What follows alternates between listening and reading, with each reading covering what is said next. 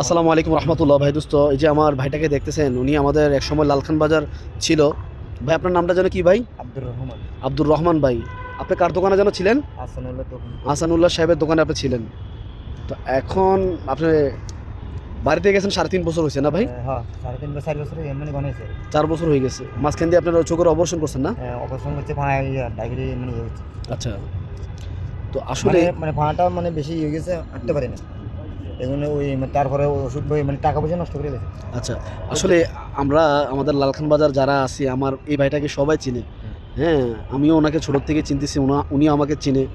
তো এখন বর্তমানে ওনার অবস্থা খুবই খারাপ। উনি এখন বর্তমানে দারিদ্রতার ভিতরে জর্জরিত আছে। অনেক টাকা উনি ঋণ, অনেক টাকা উনি কর্জের ভিতরে আছে। তো আমার এই ভাইটা বর্তমানে এখন কোনো কাম নাই। বর্তমানে এখন ওনার কোনো কাম নাই। ওনাকে কেউ কাজে নিচ্ছে না এখন, নাকি ভাই? নিচ্ছে আপনাকে কোনো কাজে? ওনাকে এখন বর্তমানে কেউ কাজে নিচ্ছে না।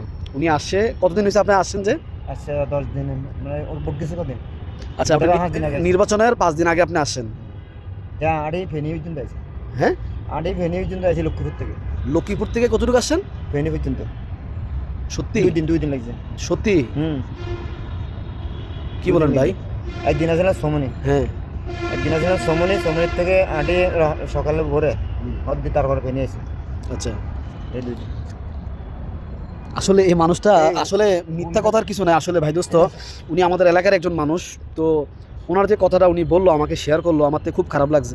আমি নামাজ পড়ে বেরিয়েছি, উনি আমাকে আমি হুলকে দিয়েছি। তো উনি আমাকে পিছের থেকে আসলে ডাক দিল। তো ডাক দেওয়ার পরে আমি আসলে ওনাকে চেহারা দেখে চিনলাম, আপনি এতদিন কোথায় ছিলেন? তো উনি বলতেছে আমি 3.5 বছর মতন আমি বাড়িতে ছিলাম। তো আসলে উনি এখন বর্তমানে অবস্থান করতেছে আমাদের জমিতেফলার যে মসজিদের যে বারান্দার ওই যে বাইরের যে সাইডটা, মানে সিঁড়ির এখানে উনি বর্তমানে এখানে থাকে। আগে আবার 3টার দিকে উঠে যাবে, মশা কামড় করতে পারে না। আচ্ছা।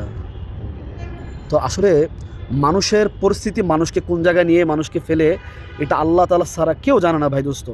তো তো এই জন্য আল্লাহ তাআলা ওনাকে সাহায্য দান করুক। আমরা লালখান বাজার যারা আছি, আপনি চাইলে একটু দিকে ঘুরেন ভাই, আপনি একটু দিকে ঘুরেন। আমরা লালখান বাজার যারা আছি, আমরা ওনাকে যা পারি, যা পারি সামর্থ্য অনুযায়ী ওনাকে আমরা কিছু দেওয়ার জন্য চেষ্টা করব। উনি লালখান বাজার যাচ্ছেন, আপনি কি ভিতরে যান? লালখান বাজার যান? ডেলি যান না? তো কেউ আপনারা যা খুশি, আপনার আর্থিক অবস্থা যা যেরকম পারেন আপনাকে ওনাকে সাহায্য করবেন, আল্লাহর জন্য ওনাকে সাহায্য করবেন। আসলে ওনার এই পরিস্থিতি দেখে আমার খুব খারাপ লাগছে।